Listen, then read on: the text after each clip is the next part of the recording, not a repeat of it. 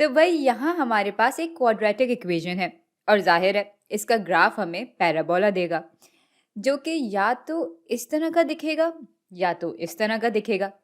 लेकिन चूंकि दूसरी डिग्री वाली टर्म का कोएफिशिएंट पॉजिटिव है, इसलिए हम जानते हैं कि इसका पैराबोला यूं ऊपर की तरफ खुल रहा होगा। अब जरा इसका वर्टेक्स मालूम करते हैं। ये ग्राफ ऊपर की तरफ खुल रहा होगा तो इसका मतलब है कि इसका वर्टेक्स ग्राफ का सबसे निचला नुक्ता होगा, यानी इस x की कदर पे हमें y की सबसे कम कदर मिल रही होगी।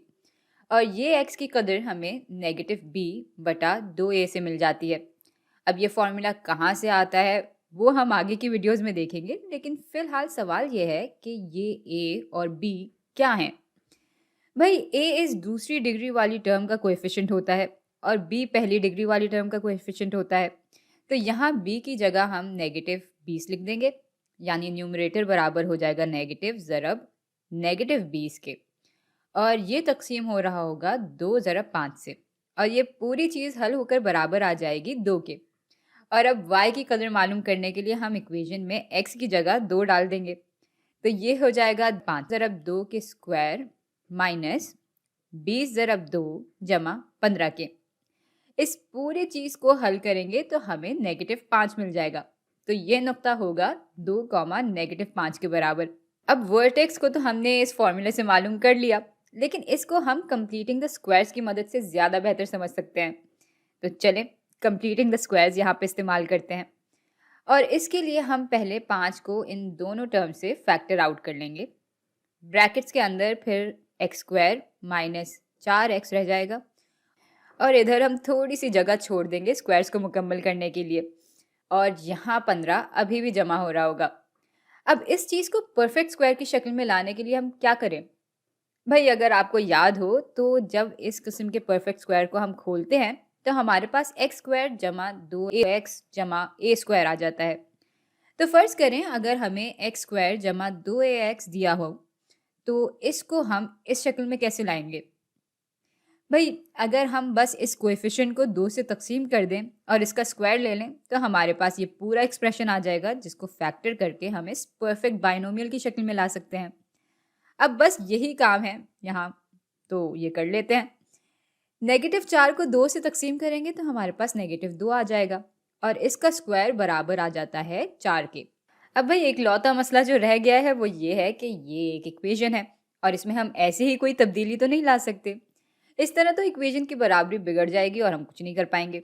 तो इक्वेशन की बराबरी को बरकरार रखने के लिए हम इतनी ही कदर यहाँ से या तो माइनस करेंगे या इधर जमा कर देंगे।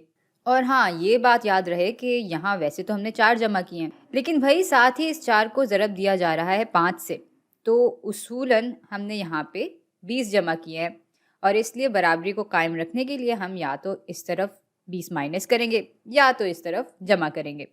अब ऐसा करते हैं कि y को अलग ही रहने देते हैं और यहाँ 20 माइनस कर देते हैं। तो इसको अगर हल करेंगे तो हमें फिर से यही इक्वेशन मिल जाएगी, यानी ये दोनों इक्वेशंस बिल्कुल बराबर हैं, बस इनकी शक्लें थोड़ी मुख्तलिफ हैं। लेकिन भाई यहाँ बात ख़त्म नहीं होती, हम इसकी शक्ल को मज़ीद बदलेंगे।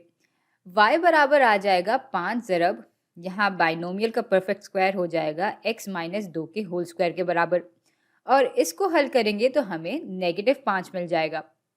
अच्छा, तो हम वर्टेक्स का नुक्ता मालूम कर रहे थे। भाई अब इतना तो हम जानते ही हैं कि ये ब्रैकेट हमेशा हमें एक पॉजिटिव कदर ही देगी, चाहे x की कदर कुछ भी हो, क्योंकि अगर ये नेगेटिव भी होगा तो स्क्वायर के बाद हमें पॉजिटिव कदर मिलेगी, और अगर ये पॉजिटिव कदर होगी तब भी हमें पॉजिटिव ही कदर मिलेगी स्क्वायर के बाद। तो ये पूरा हिस्सा पॉजिटिव होगा।